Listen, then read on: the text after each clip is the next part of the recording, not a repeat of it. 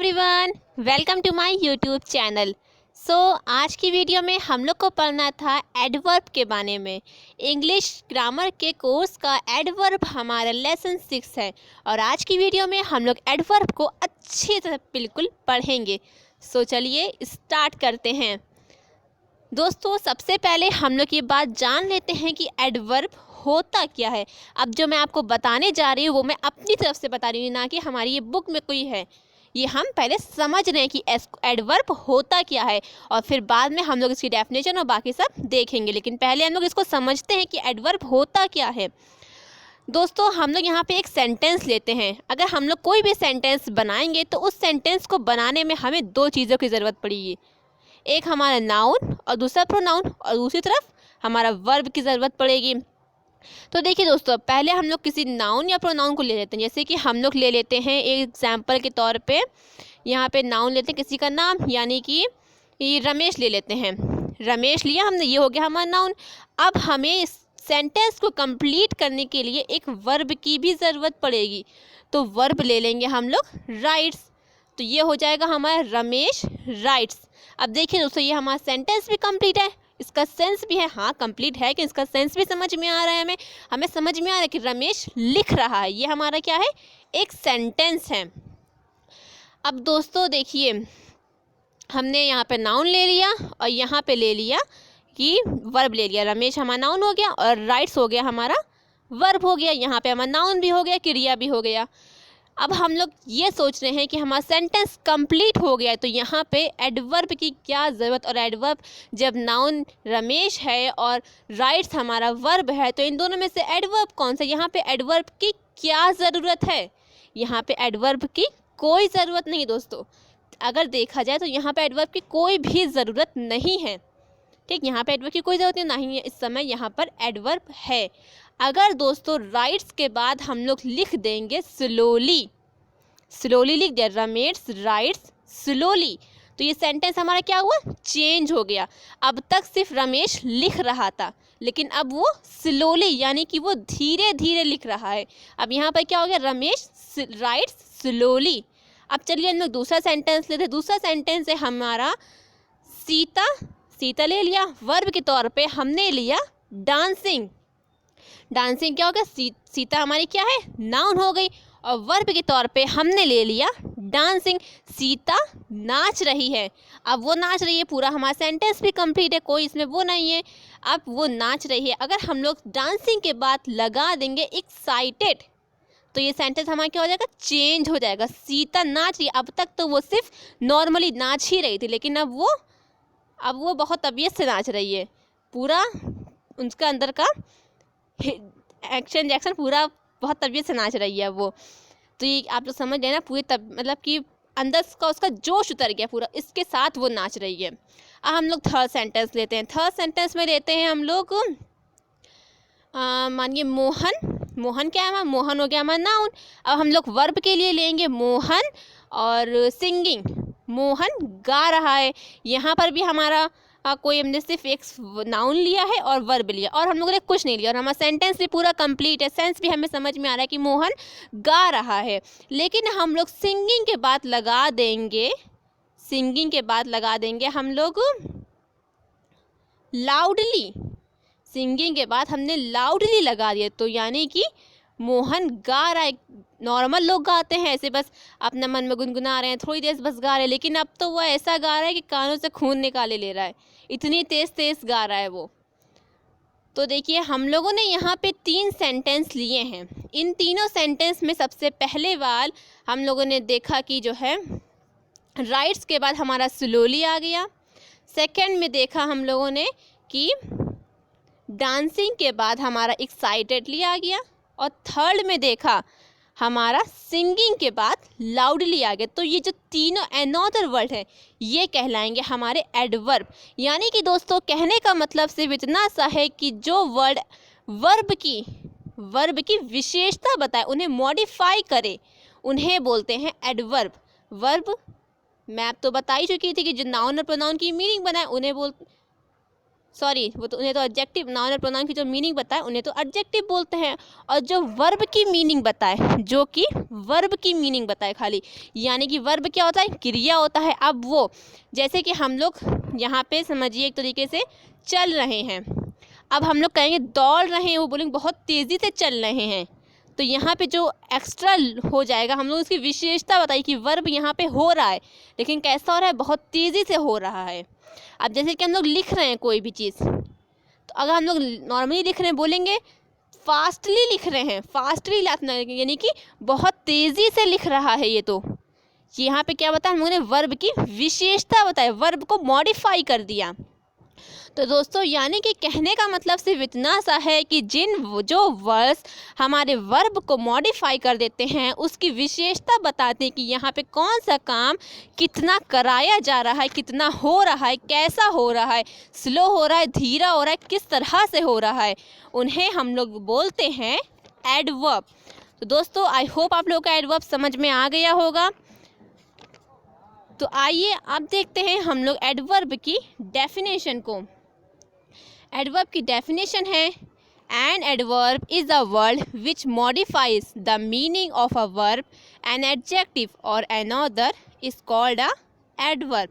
यानी कि दोस्तों जो वर्ड हमें वर्ब की मॉडिफाई तो करे ही करे, और साथ में कुछ कुछ वर्ड्स हमें एडजेक्टिव की भी मीनिंग बता देते हैं, एडजेक्टिव को भी मॉडिफाई कर दे, उन्हें बोलते हैं हम एडवर्ब। अब देखते हैं, चलिए आइए इसके कुछ examples. Ram runs very fast, Ram चल रहा है, कैसे चल रहा है, बहुत तेज़ी से दौड़ रहा है। यहाँ पर जो हमारा वेरी हो गया, इसने क्या किया, आके हमें एडवर्ब की मीनिंग बता दी, यानी कि हमारे वर्ब को बताया कि अब यहाँ पे फास्ट हमारा क्या था, फास्ट वर्ब था, क्योंकि सॉरी रन्स क्या है हमारा, ये क्या हमारा वर्ब है। अब इसने बताया वो चल रहा है, लेकिन कैसे चल रहा है, बहुत तेज़ी से चल रहा है, वेरी फास्ट चल रहा है वो। तो इस तरह से ये हो गया हमारा एडवर्ब। मैंने इसकी डेफिनेशन भी बता दिया और इसकी एग्जाम्पल भी बता दिए। अब देखते हैं काइंड्स ऑफ एडवर्ब। दोस्तों हम लोगों के ग्रामर की दुनिया में इनको कई भागों में डिवाइड कर दिया कि ज़्यादा टफ नहीं, बहुत ही आसान होता है। तो आइए देखते हैं एडवर्ब के कितने काइंड होते हैं। Adverb are of 3 kinds, adverb के सिर्फ 3 काइंड होते हैं। एक होता है सिंपल एडवर्ब, दूसरा है हमारा इंटेरोगेटिव एडवर्ब, और थर्ड है रिलेटिव एडवर्ब। अब देखते हैं सिंपल एडवर्ब क्या होता है। दोस्तों सिंपल एडवर्ब के 7 काइंड्स होते हैं, सिंपल एडवर्ब के 7 काइंड्स होते हैं। अब हम लोग 1 बाय 1 एक एक काइंड को पढ़ते हैं। सबसे पहला हमारा काइंड होता है एडवर्ब ऑफ मैनर। अब देखते हैं एडवर्ब ऑफ मैनर क्या होता है। दोस्तों एडवर्ब ऑफ मैनर कोई काम कैसे हुआ है, यानी कि अगर हम लोग किसी भी सेंटेंस में कोई काम कर रहे हैं तो वो उसके एक्शन को बताता है कि कोई भी काम किस तरह से हुआ है, वो उसके एक्शन को जो बताए उसे बोलते हैं एडवर्ब ऑफ मैनर। इसकी डेफिनेशन है, it indicates how the action is done, यानी कि यहाँ पर जो इंडिकेट कर रहे हैं उसका एक्शन कैसा है, जो हमें वर्ड्स ये बताए उन्हें बोलते हैं हम एडवर्ब ऑफ मैनर। एग्जाम्पल है, he has done the work badly. यहाँ पे he has done the work, इतना भी अगर करते तो हमारा सेंटेंस पूरा कंप्लीट हो जाता, लेकिन यहाँ पर लास्ट में आ गया बैडली, यानी कि उसने अपना काम पूरा किया लेकिन बहुत बुरी तरह से किया है। इसमें हमें क्या पता चला है, हमें इसका एक्शन पता चला है कि इसने काम कैसा किया, बहुत बुरा किया है।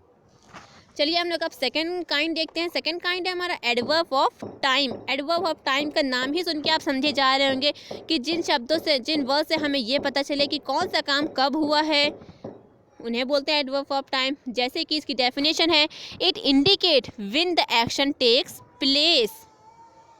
इसकी एग्जाम्पल है, I have heard it before, उसने मुझे हर्ड किया, कब, पहले।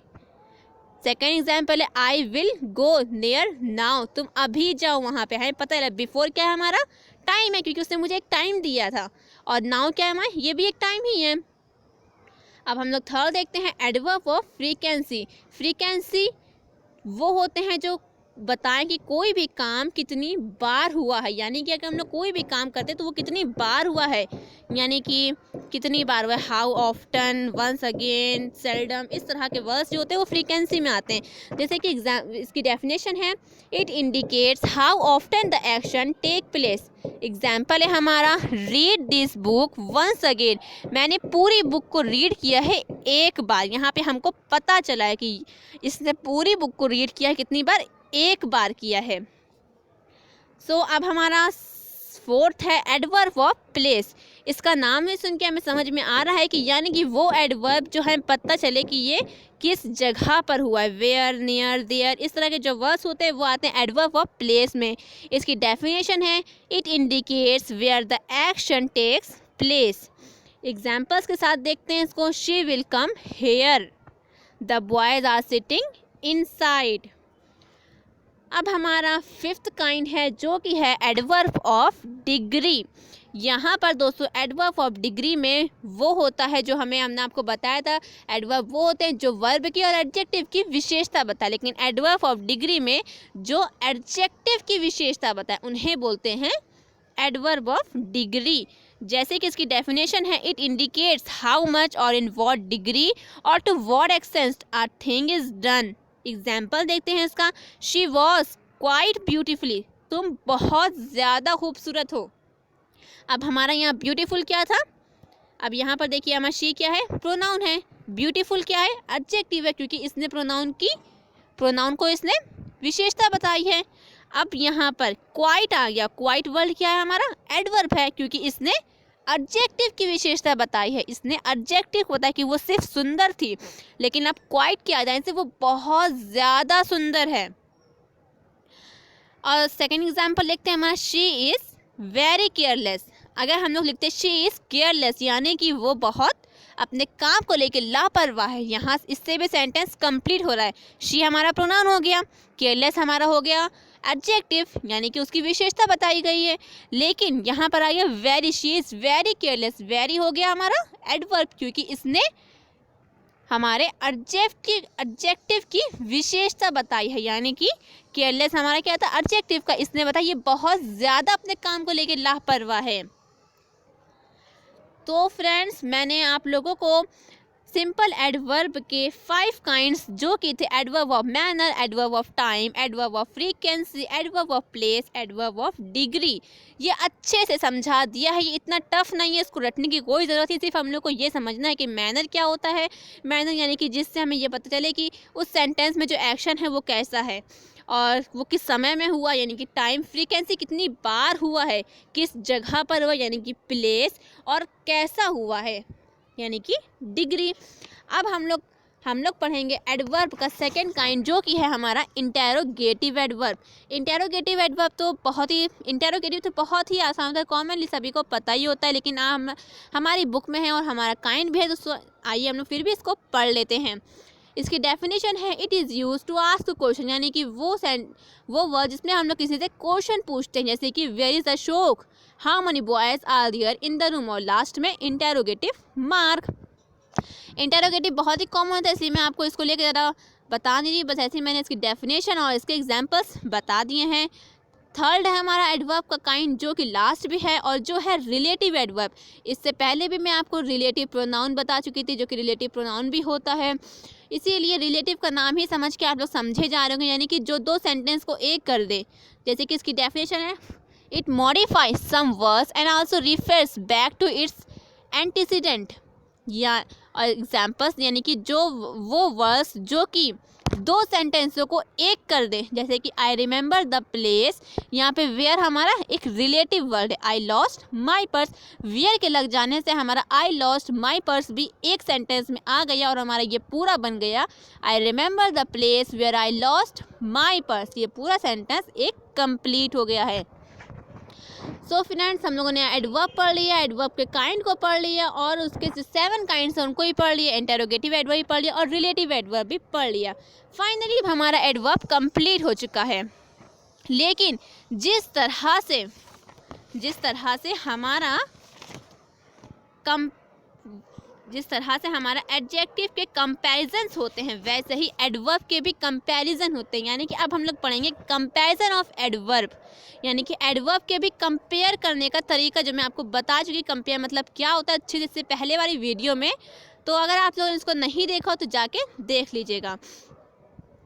यानी कि कंपेयर क्या होता है, तो इसमें देखते हैं कि जब हम लोग किसी को किसी से कंपेयर करते हैं एडवर्ब में, तो वहाँ पे कौन कौन से चेंजेस आते हैं कंपैरेटिव और सुपरलेटिव में।